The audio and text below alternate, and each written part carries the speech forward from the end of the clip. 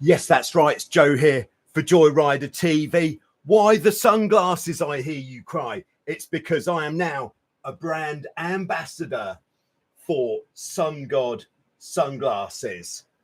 Very nice. If you want to check out what they do, just check out the link in the description below of any of the recent videos. And excellent.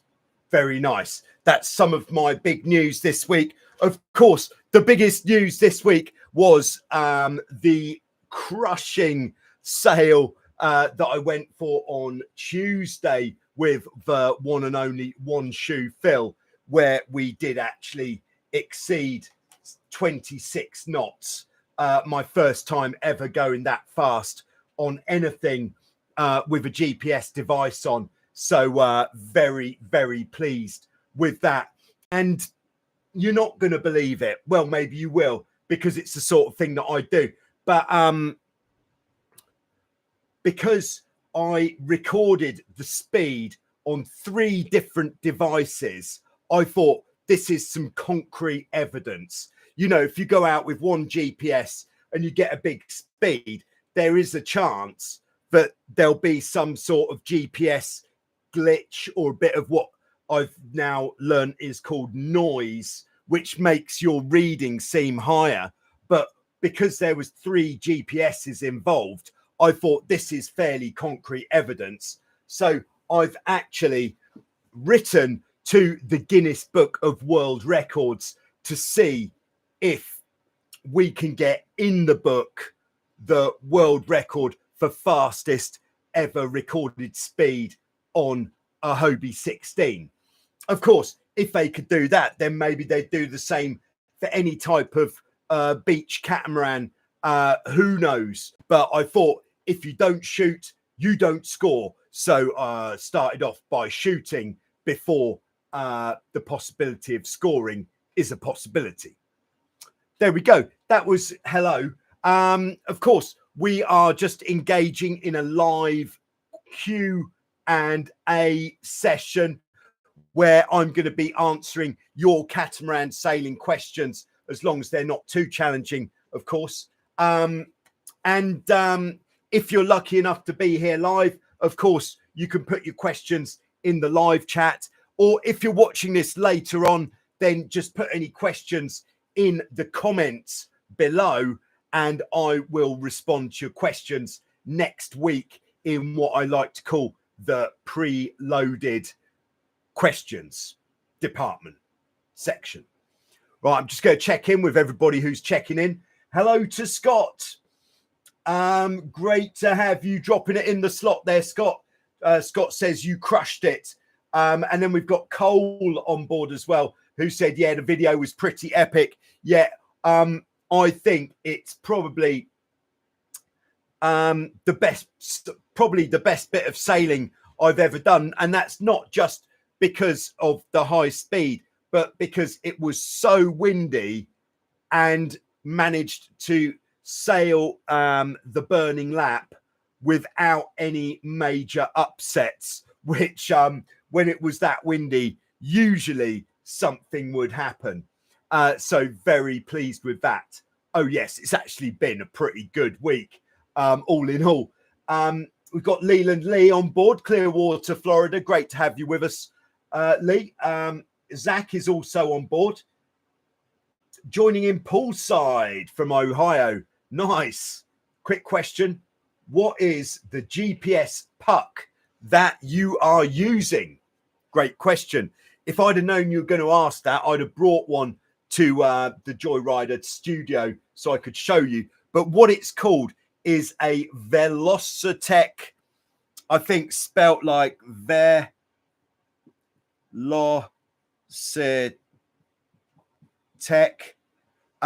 It's a Velocitech speed puck. And it is really, it's pretty cool. It's like, what would it be the size of? The size of that. So it's really easy to see the numbers from anywhere on the boat. And what it does is it very accurately records your speed. So there's 3 pages on the puck. It's just got, it's like a circle with a screen and then and a button, one button. Very simple operation. First screen shows you your current speed, so see how fast you are going at the time. Second screen shows your compass bearing, and it will tell you whether you're lifting or heading, which is very handy if you're perhaps in a racing environment or going somewhere, or you want to know if you're lifting or heading. Very handy, good for training. And then the third screen shows you what your best average speed has been over 10 seconds. So this makes it very accurate, and this kind of goes back to why I'm feeling like this world record may actually go through, because the recording information of the speed has been the most accurate that I've ever used. So on the big speed run, our average speed was over 10 seconds, 25.5 knots, cooking all of the goose. Very nice there. So that's what it is. Thanks for the question. Cole says, so when are we getting his 49er sailing fun video? It is one on the very long list of videos that I have to make.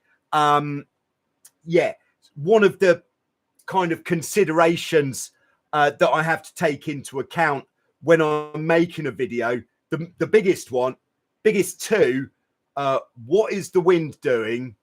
Second one, how much time have I got on my hands? Now, unfortunately, the 49er that we have on the beach, it's a very nice boat, but it takes a long time to rig. So it means I need that much more time on my hands before I'd be able to make such a video. Now, next year, as you may or may not know, I'm throwing in the towel, hanging up my ceremonial pair of pliers, or I'm no longer going to be working on the Wildwind Beach, although I'll still be based Vasiliki, Lefkas, Greece. So next year I'll have a lot more time on my hands. So then doing things like going to do a Is 49 a Sailing Fun video would be a lot more feasible than when I've got all the other work that is involved with working on the Wildwind Beach. Just today, we had a mast come down on a Hobie Pacific, which needed immediate attention. It meant all production had to stop of all other things, that sort of thing. Things like that come up all the time. That's quite a long answer to quite a short question. All right, we've got Phil BDX on board. Great to have you with us, Phil. Channel member Aaron is with us, tuning in from New Zealand, where it is probably quite late or quite early. All right, Jesus is with us. Could you please tell me which tap is used to rethread the Tiger rudder? Oh, for the plastic screw. Yeah. Now, unfortunately, I can't tell you that off the top of my head.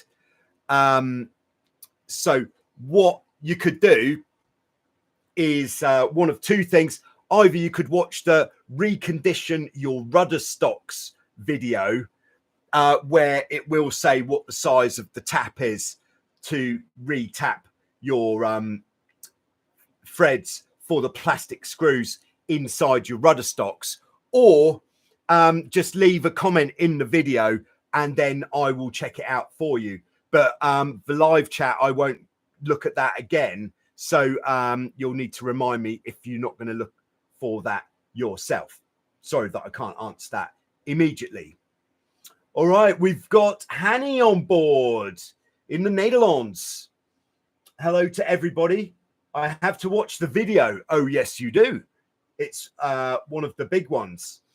All right, we got Robert on board as well, I believe, also in the Netherlands. Great job, Joe. Next time with the FX1. Yeah, so it was, you may have seen in the video, apart from Hanny, who hasn't watched the video, at the start of the video, this is actual genuine fear that I was displaying because it was that windy that I didn't know how the boat would respond to that much wind. Like I said in the video, if you don't think it was as windy as I thought it was as windy as I thought it was. And it's just the nature of where I'm sailing. The sea stays flat, so it doesn't look as windy. But oh my days, that was a lot of wind. Now, would I fancy going out in that much wind on the FX1? My big, what would you call it, reservation with sailing the FX1 in that much wind is there's a few more things that you could hit if things go wrong. So there is a higher risk of injury, mostly from those dagger boards. The dagger boards aren't particularly long, but they've got quite a sharp trailing edge, and I wouldn't fancy coming into contact with that at speed. But yes, I will do a bit more goose cooking with the FX1 probably after the Worlds, which coming soon. We'll come on to that in a bit, I'm sure. All right, Jens is on board, channel member Jens from Germany. Hey, top speed. Nice job. A dream come true. Yeah, it certainly was. I've been chasing ever since, I think it was Trey who submitted the speed of 26 knots to the speed stick coming from, I think it was Cocoa Beach, Florida. Ever since he submitted that speed, that's when I realized that it was possible and I should keep pushing. And I've been working at this for a very, very long time. I don't know the last time that I actually sailed a Hobie 16 properly upwind, because all I've been doing is working at going faster, and finally to get beyond 26 knots, it is a dream come true. All right, we've got Jan on board. Hello, Jan. I've done my stage 4 and seamanship. Do you think I should move on to catamaran sailing? Well, you've come to the right place. If you want me to say yes, I think you should move on to catamaran sailing, because over here at Joyrider TV, we are quite enthusiastic about catamaran sailing. So the answer is yes and yes. Richard's on board. Congratulations. Thank you, Richard. All right. And Scott says, what were the 3 different readings on your free GPS yesterday? Good question. So the 3 readings, I'm just rubbing this off so I can write it because I like it. All right. So firstly, I had the GPS in the helmet cam, and this top speed said 26.15. Then I had the GPS in the bow cam, which was the 360, and that said 26.16.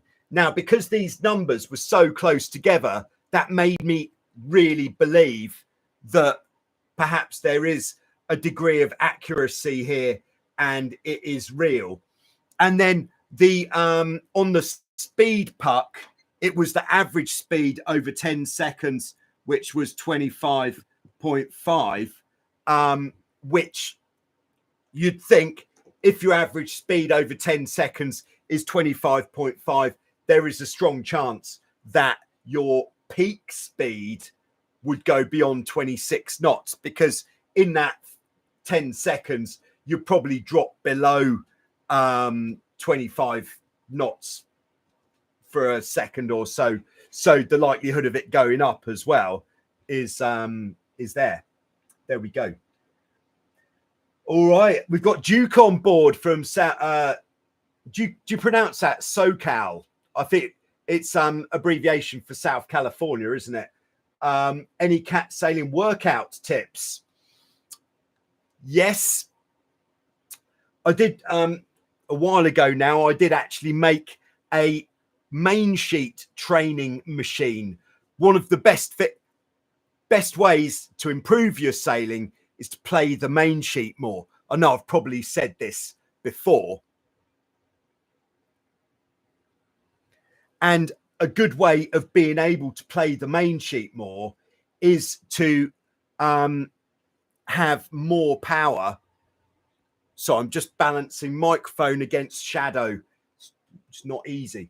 So if you've got more power, both grip strength and strength in your arms, you're going to be able to play the main sheet with less effort if you can boost the strength there. So what my main sheet training device was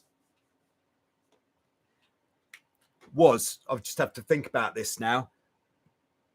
What I had is like this was part of our rescue tower on the beach, which if we go 3D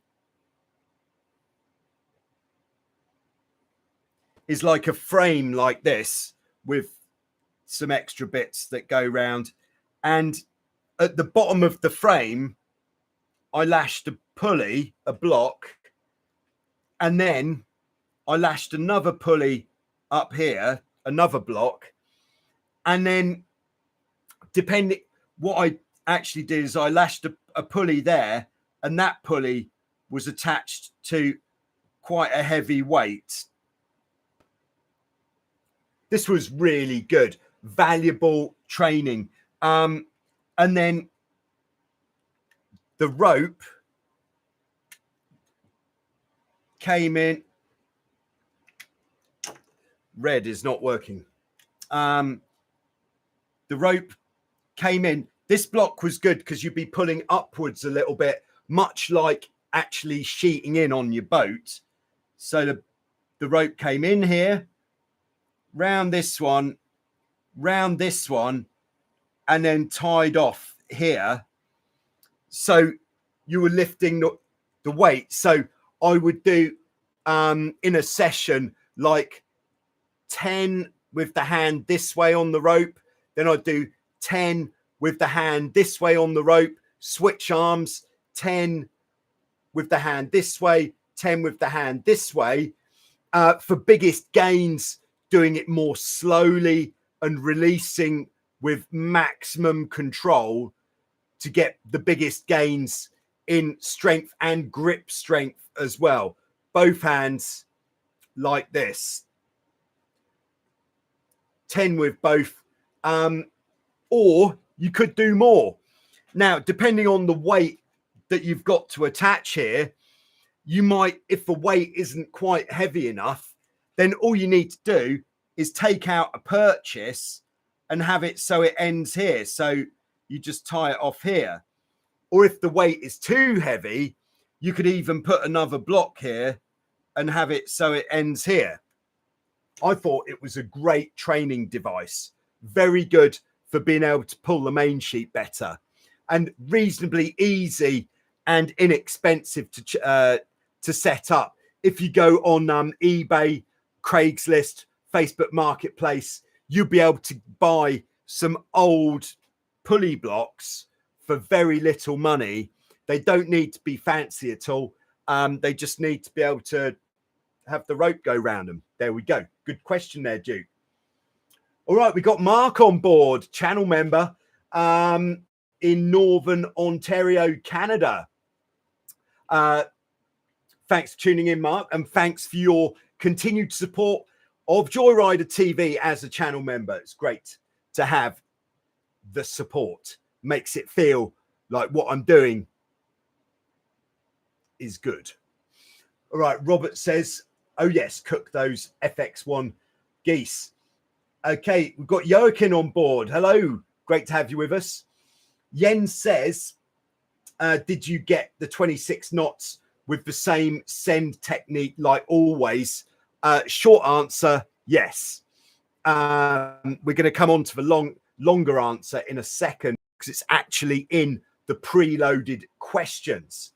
before we go in there, I'm just going to say yes to Vangelis, who says, hi, Joe. I'm assuming, I know it's bad to assume, but are you in Greece, Vangelis? Answers in the live chat. So anyway, on to this preloaded question, number 1.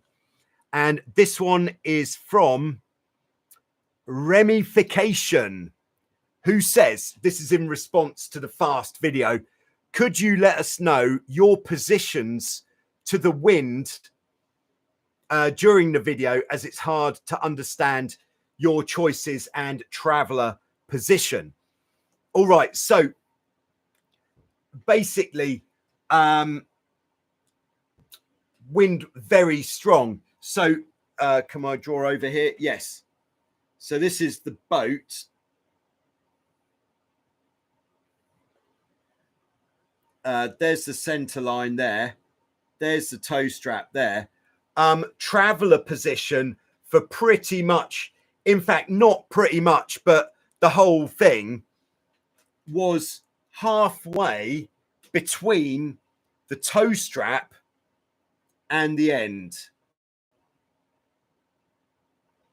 So this is significantly more traveler out than I would usually have. And it really did pay off. Worked very nicely indeed.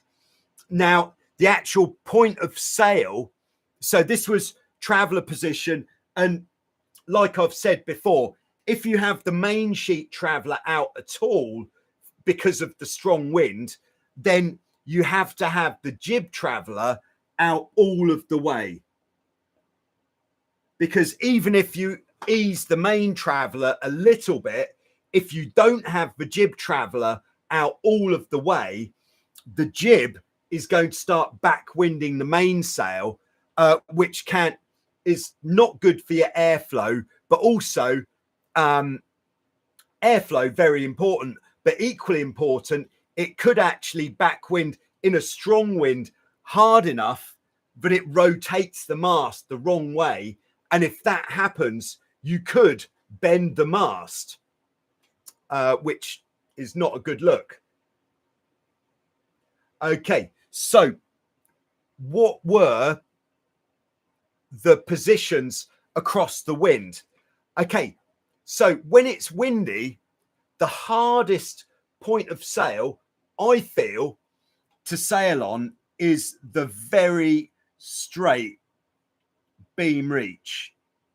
If you're double trapezing, the reason that it's very hard, or the hardest to sail on the real true beam reach, is because it's difficult to lift the hull enough without risking sticking the nose in. And because you're not lifting the hull enough, this is if you're sailing 2 up. If you're single-handed, it is a bit easier because you don't have so much weight on the boat.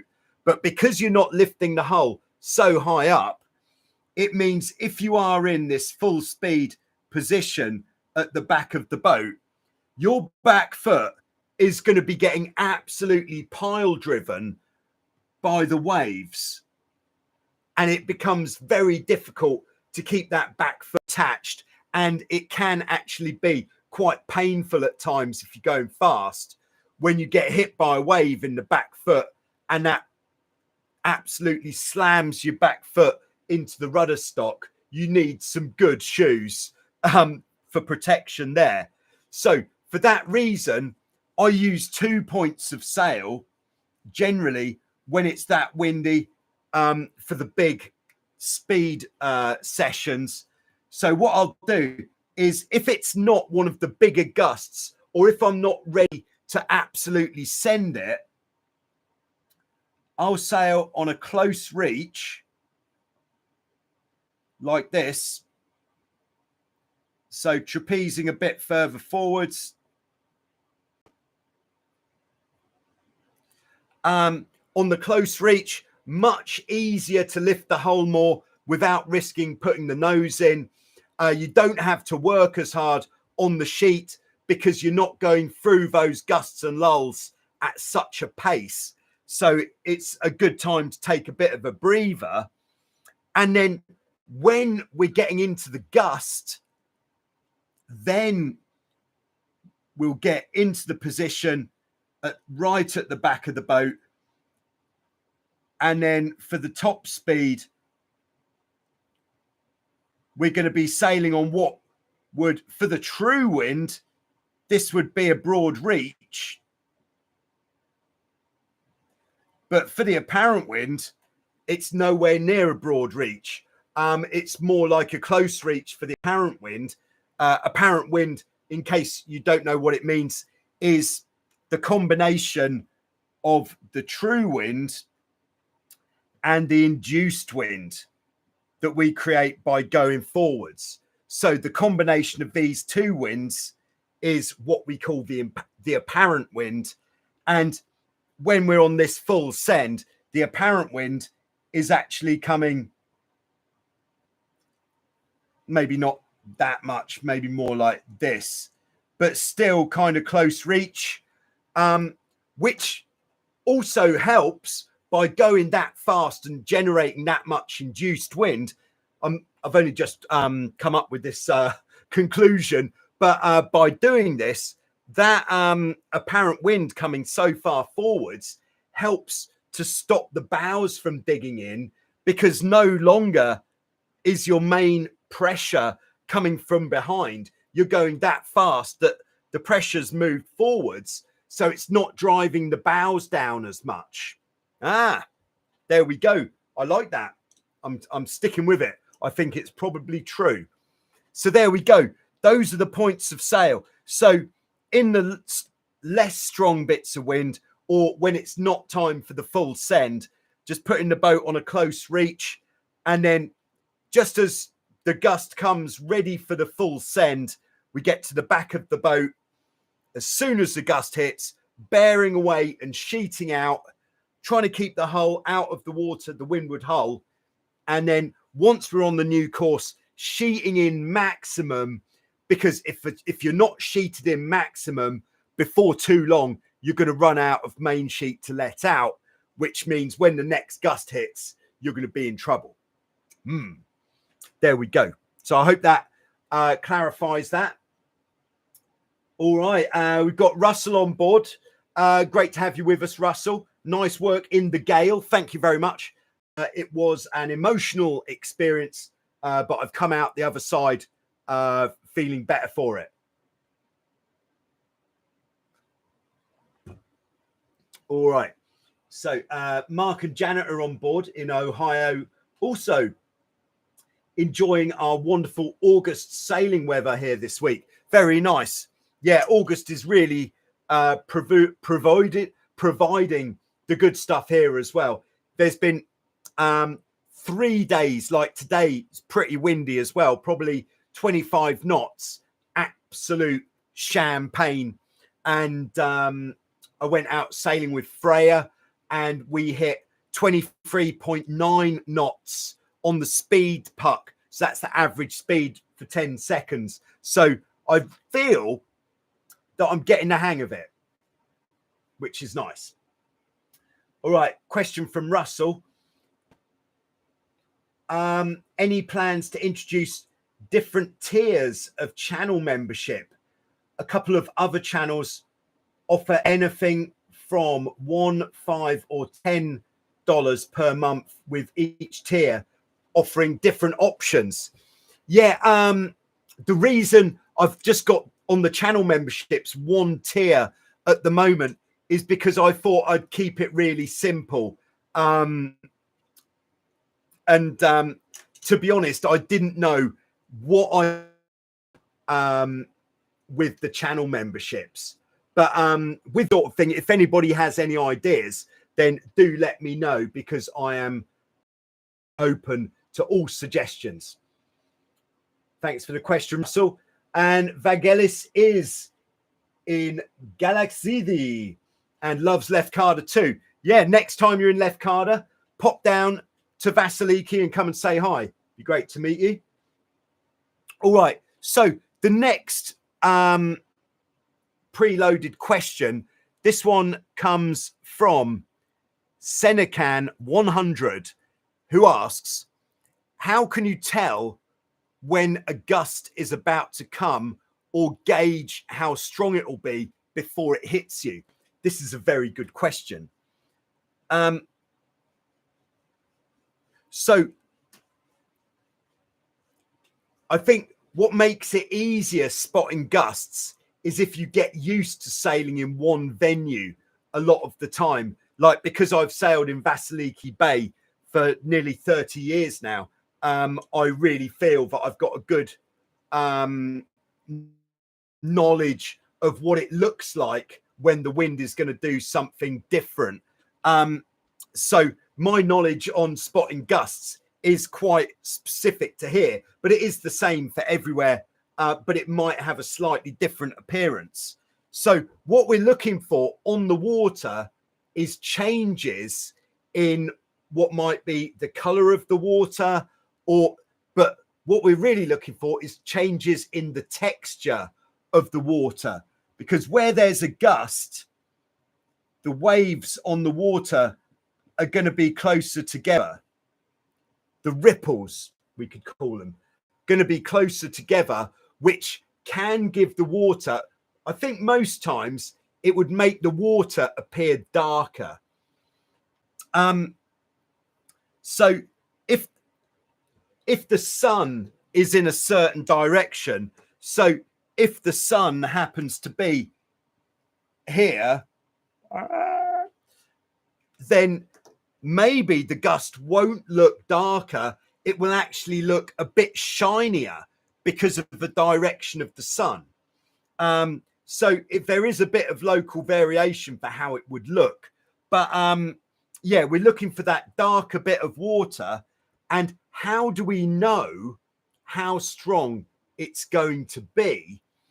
Basically, the more of a difference there is where we see that patch of water. So if just in front of it, it's like that. So there's not, these aren't waves. They're more like texture ripples, let's call them. So if it's really smooth water here and then dark behind, the bigger difference, so if that's really dark, means that that's going to be a very big gust. Perhaps it even looks dark and there's bits of white in there as well. That is the biggest type of gust. And then with a lot of gusts come wind shifts as well. And what you generally find is when you get a gust, if you're sailing upwind or on a close reach, when you get a gust, the gust, let's say the wind's been coming from here, you're going this way, the gust will come slightly more from in front of you, unless you are sailing somewhere where there's effects of mountains or clouds. But in a fairly regular situation, when you get a gust, it will also come with what we call a header, which means it's quite convenient when you get the gust, because the wind's coming round towards the nose. It means if you're sailing upwind, you automatically depower on the boat. Very handy. All right, so where do we spot the gust? If we're sailing upwind and the gust doesn't stay in one place, this gust is going to be traveling in the direction of the wind. So as we're sailing along, we know that although this gust is to the side of where we're sailing at the moment, it's going to be coming into our path. So it's going to affect us. Then if we're sailing downwind,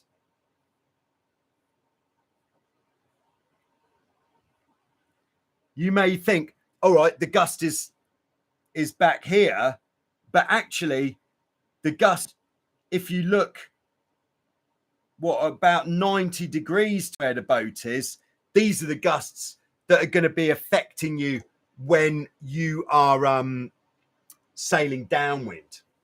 So there we go. I hope that helps. I hope that was an excellent explanation. Let me know. At this stage in the game, we're just going to take a short commercial break.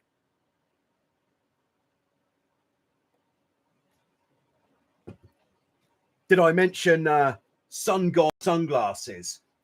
Check it out in the description of all the recent videos below, probably in the description of this one as well. They're really, really nice and you should check them out. You can customize everything.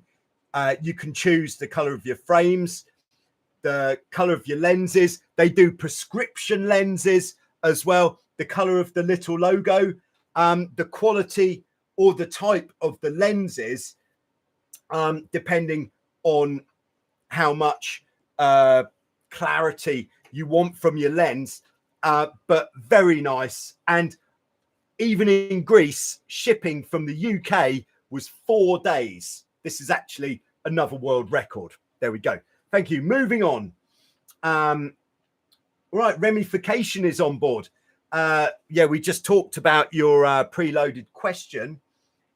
Still learning, and the Traveller is something I usually keep in the middle. Could you provide an overall advice on how you want your Traveller to be positioned depending on your position? Yes, we can go through this. It's not even going to take long. So what we're doing on the Catamaran is we're using the main sheet for the shape of the sail and the tension in the leech of the sail. We're using the Traveller for the angle of the sail. So we're going to start off upwind, Traveller in the middle. On a reach, Traveller out to about the toe strap. I know it's always the toe strap, but the toe strap just happens to be in a very convenient spot. So Traveller in the toe strap, and then downwind. Sorry about the wonky boat. Sorry, this Traveller's gone the wrong way. Traveller at the toe strap. Downwind, Traveller kind of like 3/4, 2/3 of the way out. And it'll be very rare that we'd ever put it further out than there, because if we do, we're not going to be sailing with enough twist in the mainsail. But that is another story. So that is our general Traveller positions. For upwind, central, for reaching, toe strap, and then for going downwind, about 2/3, 3/4 of the way out. That's from the middle to the outside. Okay, and then when you've moved the Traveller, you'll then play the main sheet from that position to keep the telltales on the main sheet in the correct position. Now, the difference comes if it's windy and you're becoming overpowered and you want to lose power, then let's move to blue for overpowered. And it really is a kind of sliding scale of how much, just depends on how much power you want to lose. But upwind, too much power all the time, put the Traveller out, because what we're trying to achieve on the upwind and on the beam reach on the half wind is to be able to get the main sheet in tight. A tight main sheet means we're more in control and you don't have to move the main sheet as much. So if you let the Traveller out more so that your main sheet can be tight, then it's going to be much easier. All right, so Traveller out a bit on the upwind so you can sheet the main sheet in tight. On the beam reach, perhaps out a bit more so you can keep the main sheet in tight. And then on the downwind, when it's really windy, you're not going to put the Traveller out any further than there. So that is the position. There you go. I hope that helps ramification. And anybody else who was in any doubt about what to do with the Traveller. All right, we've got Ludovico on board. Great to have you with us. What do you think about the Topcat? Have you ever sailed one of them? No, I've never actually sailed one, but I think they are, you know, they are a good boat. I don't see why not. It's just, what specification are you looking for with your boat? The Topcat has got a good range of boats which mostly feature skeg hulls. Skeg hulls are the kind of the evolution of hull shapes, where it sort of started with the Dart 18.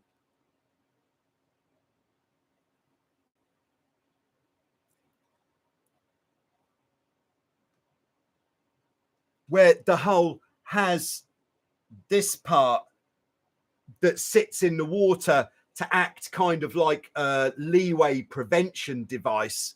And the skeg hulls, much easier to sail than the asymmetric hulls, like on the Prindle 18, Dart 18, Prindle 18, or Topcat. So the asymmetric hull would look like this. Skeg hull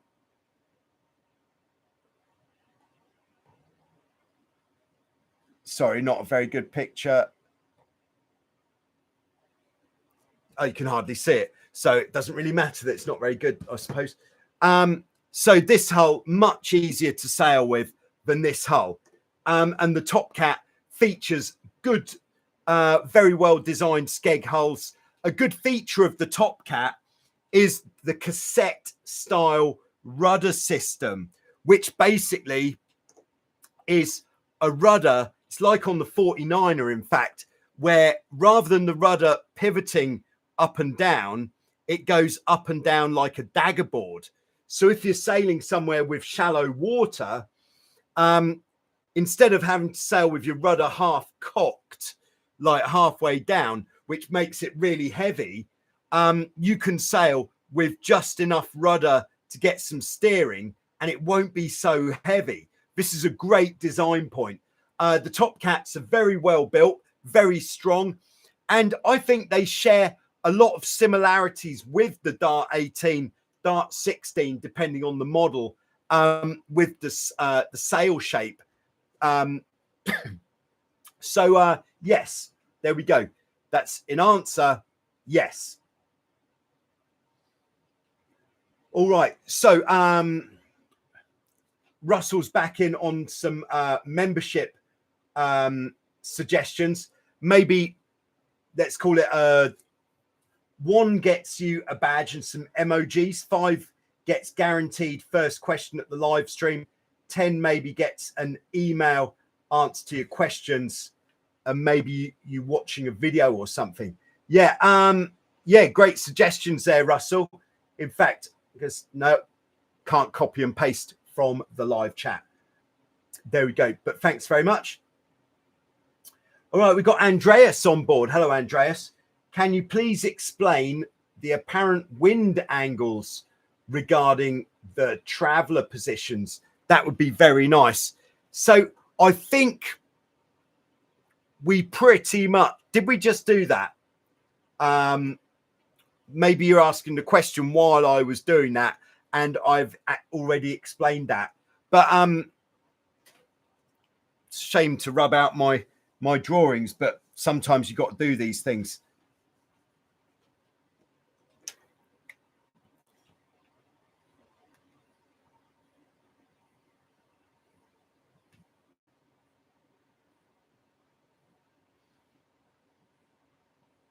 Okay, so apparent wind angle upwind is going to be not that much dissimilar to the true wind direction, because upwind we're not going so fast to create so much induced wind, so it's going to be fairly similar. As we go faster, like on the beam reach, we're creating more induced wind, which is going to put our apparent wind about 45 degrees. But on the beam reach, we're not so much worried about the angle of the wind. We're worried more about where are we trying to go to on the beam reach. And then on the broad reach, the apparent wind is very much on 90 degrees. That is the angle that we're going to sail at. So with our wind indicators, we're looking for those to be going straight across the boat. Wind indicators at 90, wind indicators pretty straight in line. And then the traveler positions, as I just explained in answer to ramification there. Hope that helps. All right, we got Ryan on board. All right, it's good to know that you're still there, Ryan. We were worried about you in Maui, and I hope that things are under control. But absolutely devastating pictures from Maui in the last couple of days with the fires. So good to hear that you're still okay, Ryan. I hope your bees are okay as well. All right, so Scott says, for the scientists, does seawater create a frothier, longer lasting wake than a wake in fresh water? It sure looks like it when watching the videos. There we go. All right. Ludovico says, do you know the X1 dinghy? No, unfortunately, I've never come across that model. All right, we've got Eduardo on board. Hello, Eduardo. Thanks for your awesome work. You're welcome. What would be a good position to paddle from if the wind dies on us? And where would be safer to store paddles on a Hobie 14? Good question. The obvious place to store the paddles is down the middle of the trampoline lacing, I would say. If it's a long shafted paddle, can I say long shafted paddle? I think I just did. So if this is the central bit of the trampoline lacing, I would opt for perhaps underneath the trampoline lacing, maybe have some pieces of elastic to make it easy to get out.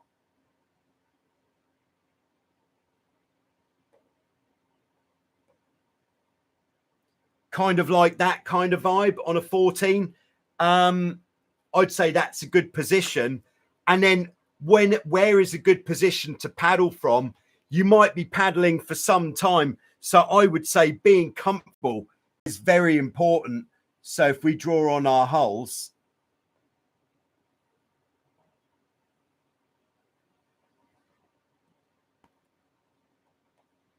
I would sit here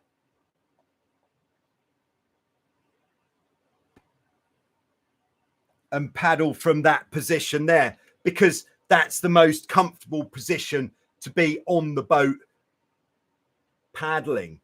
The classic, if you haven't actually got a paddle, is to pretty much surfboard your boat. You do need to have one person paddling, one person steering, but take your trapeze harness off, lie on the deck, maybe with your feet up there, face down, and then like swimming like you're on a surfboard, like that. Okay, we'd like to welcome Russell on board, who is now a member of the Joyrider SC channel member. Very good. Great to have you on board, Russell. And thanks for all of your suggestions. But yeah, I'll try to do some sort of clarification on the channel memberships, perhaps while I'm away in Italy, if that leads to having some time on my hands, maybe that would be a good thing to focus on there. All right. So Ryan says from Maui, the bees took a hit, but the boats were okay. Sorry to hear that, man. Eduardo says, absolutely clear. Thanks very much. Great stuff. All right, we've got Marcus on board. Marcus, of course, the skipper of Tornado GER2.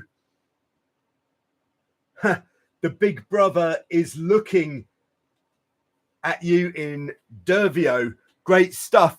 Yeah, I'll be there on, when will it be? On Friday, I think. Friday morning next week. Next week. So I look forward to seeing you there, Marcus, in the number 2 heavyweight division teams in the Tornado fleet. I just checked the entry list for the Tornado Worlds yesterday, and it looks like there's 28 boats signed up for the Tornado Worlds already. So maybe there'll still be a few more, which is a great turnout. And it's going to be such a great event. I'd just like to once again thank everybody who supported the cause of the fundraiser so that I could afford to go to the Tornado Worlds. I really appreciate it. Sorry, I didn't have time to write to everybody to thank you for your donations, but I am very appreciative to everybody indeed. Thank you. All right, ramification says, thanks a lot. Other question.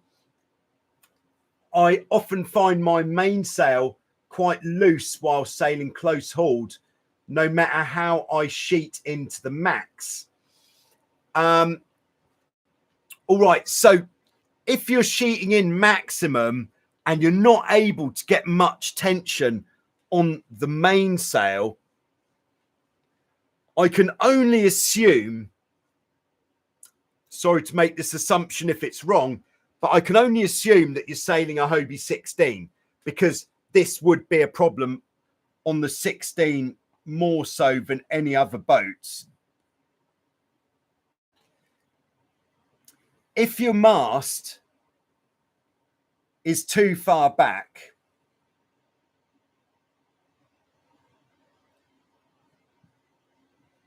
then the boom becomes too low. So is your boom very low as well, ramification? Let me know. If your boom is too low, then there's not actually enough space to be able to pull the main sheet in tight. So the remedy for that is to bring the mast upright more so that you've got more space between the boom and the back beam. There we go. What could else be a problem there? Perhaps your sail is locking at the top of the mast or close enough to the top of the mast. This means it will be too low down, which will have the same end result. You can't sheet in enough. Yeah, those would be the first two things that I would look for. If you're sheeting in tight and your sail shape just doesn't look good, then I would try some more downhaul. That could cure everything. All right, so Jens asks, how was the result from Simon in the Hobie 16 Europeans? Yeah, unfortunately, he didn't do quite as well as hoped in the results, because after 2 days of racing, he picked up a shoulder injury and was unable to complete the last 2 days, which meant that it put him right down in the rankings. So that was a real shame and a blow to Simon's campaign. There we go. All right, so Vagelis says, I have experience in sailing also catamaran, had a Hobie 16. Before a week, I bought a second-hand Dart Hawk F18. Nice boat from back in the day. The Dart Hawk was one of the big F18s when the F18 class first started in the late 90s. So between about 96 and 2000, that is when the Dart Hawk was really doing well in the F-18 fleet, and the shape on the Dart Hawk looked absolutely killer. In fact, it was almost ahead of its time. Sorry, continue. I got a bit excited there. Bought a second-hand Dart Hawk. What do you think? Is it a good boat to learn sailing on for my kids? The Dart Hawk, probably not so much, even though it's quite an old design of F-18. The F-18 is very powerful. If you're sailing in mostly light winds and the place where you're sailing is quite easy with the depth of the water, so you can put the dagger boards down without risking hitting the bottom too often, then it will work. You know, you can teach your kids to sail on any type of boat, but there are better choices than others. And the F-18 isn't classically what you would call the best choice. But it will still work though. If that's what you've got, that's what you've got to use, then you've got to use what you've got. But what I would say is don't try to send the kids out sailing or going out sailing with the kids in too much wind, because the most delicate thing on the boat is people's confidence. Once you've damaged someone's confidence on the boat, it's very difficult to get it back. So start off with low winds, build the confidence up very slowly. So keep the wind strength down, I reckon. Thanks very much to Ramification for the super chat. Super chat is a great way of showing that you've been enjoying the answers in this Q&A. You can hit the super chat button just underneath the live chat or in the comment section, and it just said it's a good way of buying me a beer, basically. Thank you very much. I will take that beer and enjoy it. Lovely. All right, so no further questions, please, in the live chat. I've just got one final question in the preloaded, and this was one which I couldn't help but get involved. I try not to get involved too much in the Facebook Hobie Cat groups, but this one was in the Hobie Cat sailboats group on Facebook.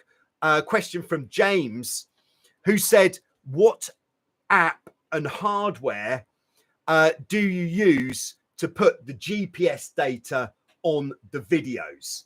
Now, I'm sure it's of no surprise that I was interested in this, because it is something that I do probably more often than most. But basically, I think I've got one here. This is a GoPro Hero 5. This was the first GoPro to feature an inbuilt GPS. So all of the GoPros, which are either a 5 or newer, which means a higher number, have an inbuilt GPS. Now, to make sure that your GPS is going to be functioning correctly, first thing is just go into the settings on the GoPro and make sure GPS is turned on. Now, if you're not interested in using the GPS because you don't want the data and you want your battery to last longer, turn the GPS off, because that way your GoPro isn't working as hard. But I just keep the GPS turned on all of the time. The batteries are good enough, so you might as well leave it turned on. And then how do you get, oh yes, so make sure that's turned on. And then probably I would say about a minute to be on the safe side before you start recording your session, turn the camera on and just leave it on, like, I don't know what you call that screen. It's not standby, but it's something. But don't use the quick start method where you just press the button on top to start it recording, switch it on first, leave it for 30 seconds or a minute. That means the GPS will have found the satellites, which means when you start recording, that GPS data will be good right from the start of your session. Now, back in the day, the GoPro Quick app was very good for just being able to put your telemetry, the gauges, onto the videos. These days, you can only do that if you use the GoPro Quick app on your phone, which to me seems a very clanky way of doing it, especially if you've got like half an hour of footage, which would probably be, I don't know, best part 16 gigabytes. To run that through your phone is going to get pretty clogged up. So I prefer to do all of my telemetry, the gauges, through my computer. But unfortunately, the GoPro Quick app doesn't do telemetry on the computer version, which is why about 2 years ago, I started using a piece of software called Telemetry Overlay. You'll find a link to this in any of my videos. Telemetry Overlay is hands down, without a doubt, I would bet my things on it that there isn't a better bit of software for putting telemetry on your videos than Telemetry Overlay. What's the catch, you may ask? Well, the catch is you have to pay for it. But after trying a lot of the free ones, which were just like pulling your hair out, which is why I now have no hair, Telemetry Overlay immediately works perfectly. You can completely customize it and it looks great. And there's so many gauges that you can add to your videos. There we go. That is the how. It's really easy to do and it's very nice. Okay, so there we go. I think that brings us up to 1 hour, where I think that's a good time to hang up this session. So thanks to everybody for getting involved in the live chat. Thanks to everybody for tuning in later. Thanks to everybody who's been supporting the channel and the Tornado campaign. And I'll see you soon on Joyrider TV with some more. Have a good weekend.